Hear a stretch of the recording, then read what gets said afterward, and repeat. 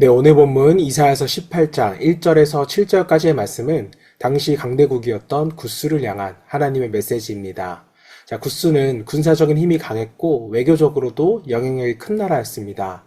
자, 하지만 하나님이 없는 나라는 겉으로만 강해 보일 뿐 그저 소란스러운 나라일 뿐입니다. 자, 강대국 속에서도 조용히 일하시는 하나님을 묵상하면서 함께 말씀을 읽어보도록 하겠습니다. 슬프다. 구스의 강 건너편 날개치는 소리나는 땅이여. 갈대 배를 물에 띄우고 그 사자를 수로로 보내며 이르기를 민첩한 사절들아 너희는 강들이 흘러나누인 나라로 가되 장대하고 준수한 백성 곧 시초부터 두려움이 되며 강성하여 대적을 밟는 백성에게로 가라 하는도다. 세상의 모든 거민 지상에 사는 너희여 산들 위에 기치를 세우거든 너희는 보고 나팔을 불거든 너희는 들을지니라. 여호와께서 내게 이르시되 내가 나의 처소에서 조용히 감찰함이 쬐이는 일광 같고 가을 더위에 운무 같도다.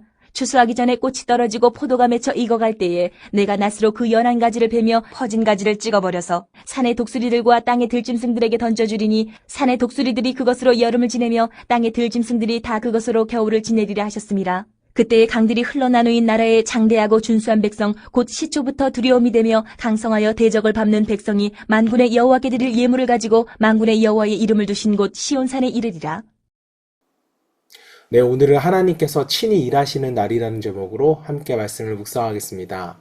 자, 하나님의 메시지가 임하는 구스는 군사적으로 매우 뛰어난 나라였기 때문에 주변 나라들은 구스의 도움을 얻기 위해서 항상 분주했습니다. 자, 하지만 하나님은 이 강대한 나라를 향해 1절에서 날개치는 소리가 나는 땅이여 라고 표현을 하시면서 그들이 겉으로는 강해 보이지만 하나님을 떠난 나라는 그저 소란스러울 뿐이라고 말씀을 하십니다. 자, 세상은 지금도 강대국을 의지하고 또 눈에 보이는 힘을 의지하며 살아가지만 하나님은 분명하게 선언합니다. 그 모든 것이 힘으로 되는 것이 아니라 하나님의 영으로 되는 것이다. 자, 구스는 강력했지만 하나님을 모르는 나라였습니다. 그들의 민첩한 사절, 즉 강력한 군사력은요, 사람들에게는 든든해 보였으나 하나님이 보시기에는 정말 아무것도 아니었습니다. 자, 사랑하는 여러분, 우리의 삶도 마찬가지입니다.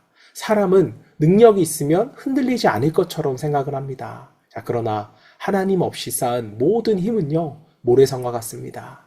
우리가 의지할 분은 세상 권력이 아니라 역사를 주관하시는 하나님 한 분임을 믿고 그분을 기대해야 합니다. 자, 3절에서는 하나님은 모든 민족에게 말씀하십니다. 세상의 모든 거민, 지상에 사는 너희여 산들 위에 기치를 세우거든 너희는 보고 나팔을 불거든 너희는 들을지어다. 자, 즉 하나님의 계획은 반드시 드러나게 된다라는 뜻입니다. 자, 그런데 이어지는 4절은요 우리에게 또 큰 위로를 줍니다. 내가 나의 처소에서 조용히 감찰함이 쬐이는 일광 같고 가을 더위에 운무 같도다. 자, 세상은 요동치고 나라들은 소란스러워도 하나님은 서두르지 않으세요.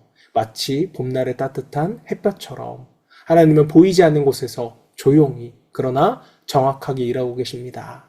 자, 때문에 우리는 종종 하나님께 이런 질문을 할 수도 있어요. 하나님, 왜 이런 상황 가운데 침묵하십니까? 라고 물을 수도 있습니다. 자, 하지만 하나님의 침묵은요, 방치가 아니라 우리가 준비라는 것을 믿어야 됩니다. 하나님은 우리의 때가 아니라 하나님의 때에 그리고 그분이 생각하는 우리에게 가장 좋은 때에 움직여 주십니다. 자, 때문에 나의 때와 맞지 않는다고 해서 우리는 불평하거나 불만할 필요가 전혀 없는 것입니다. 자, 이어지는 5절 말씀은요, 매우 중요한 영적 원리를 말합니다. 추수하기 전에 꽃이 떨어지고 포도가 맺혀 익어갈 때 내가 낫으로 그 연한 가지를 베며 퍼진 가지를 찍어 버려서.